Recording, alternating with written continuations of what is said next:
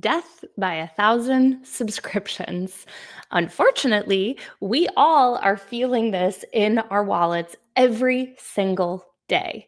And today, we're going to talk about why AI is playing into it and probably going to make it even worse. Thanks for joining me for this episode of Leading Change. My name is Emma Roloff, and in these episodes of Change in the Wild, I take current events and things that are happening out in the world and relate them back to the ideas of digital transformation, change management, emerging technologies, and leadership.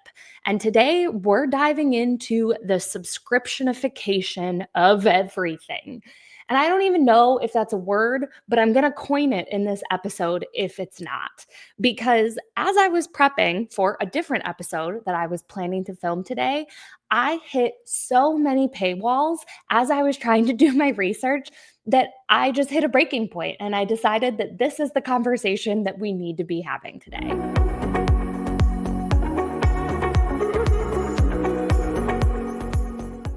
If you're enjoying our content, consider subscribing to our channel, giving this video a like, and dropping a comment. We personally respond to every comment that we get because we enjoy having a conversation with you. First, it started with things like Netflix and Spotify, where we could see like a really strong correlation between, okay, I don't have to buy CDs anymore because I am streaming music, or I'm not paying Apple to buy every song that I'm looking for.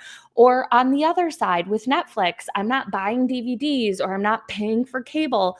All of these things felt like a fair trade for what we were getting in return for our subscription. And then pretty soon after that time frame, I oftentimes will blame it on Salesforce.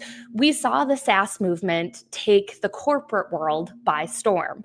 So rather than being able to purchase software with a perpetual license and pay maintenance to keep it up to date, all of the software companies, after they saw the success that Salesforce had with it, started to switch their models over to software as a subscription.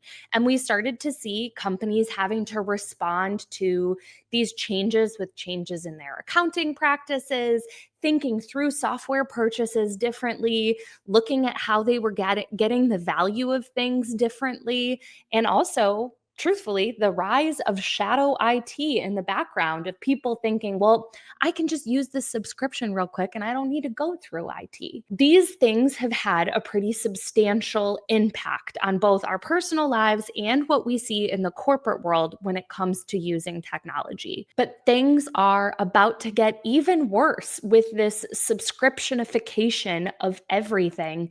And it's because of AI. You gotta be kidding, right? A survey found that 42% of millennials and Gen Z have between 6 and 10 different streaming services or subscriptions that they pay on a monthly basis. When we look at older generations like boomers and Gen X, it does drop down to about 40% of people that fall into that 6 to 10 subscriptions on a monthly basis. But stop and think about it for a second on your own end. Do you have a workout app? Do you have multiple streaming services, multiple music services?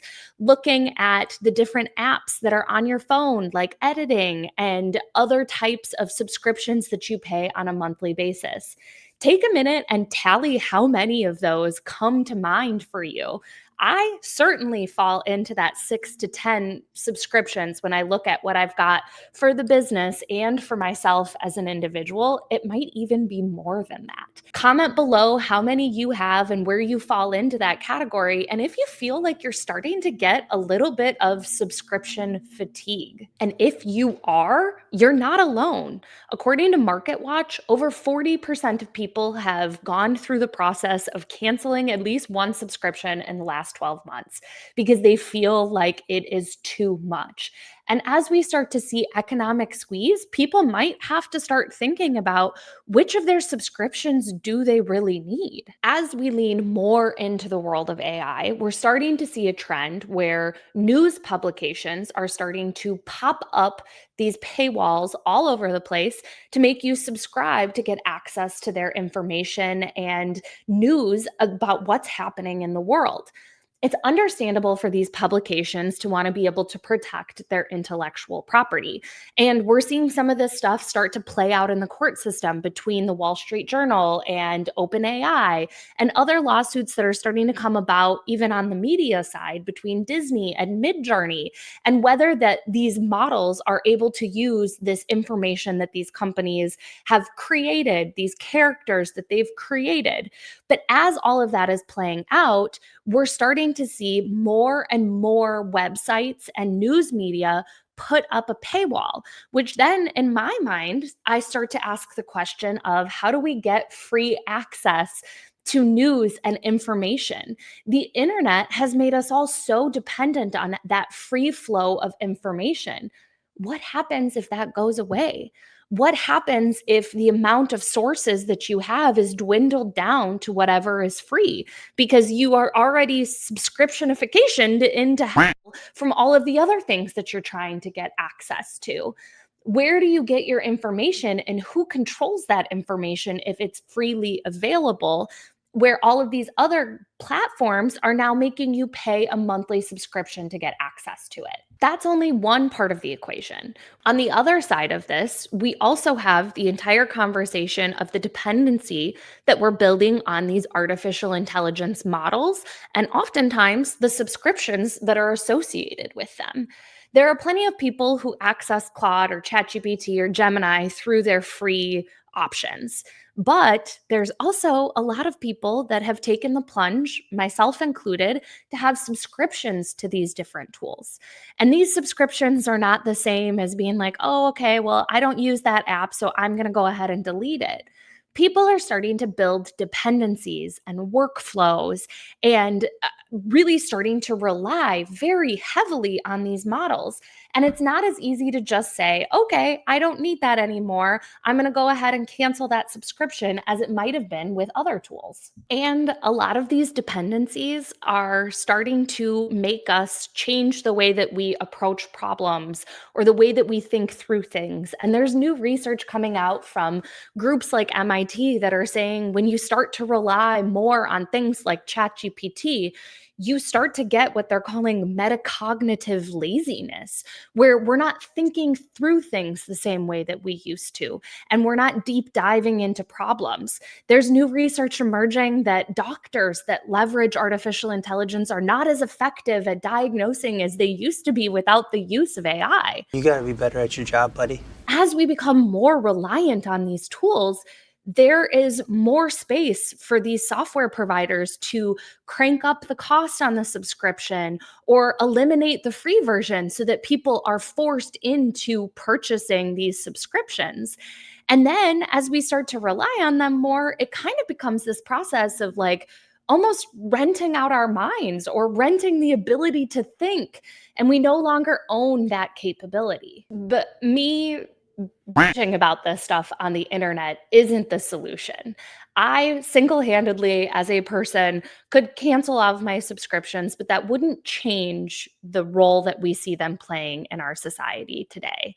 But what I think we need to do is stop and really think through a couple of questions about how subscriptionification is not only shaping our relationship with software in the corporate world when it comes to SaaS solutions versus those perpetual purchases, but really what are we doing when we kind of ship out that ability to think to these tools that are then tied to a dollar amount and a subscription. This conversation goes beyond whether we can buy software within a company as perpetual licensing or SaaS, or are you watching a DVD of a Disney movie or streaming it online?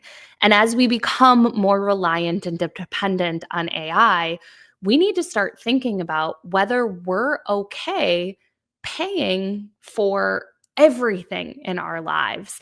And if we're okay with renting everything and owning nothing, are we okay with our brains being billed out on a monthly subscription?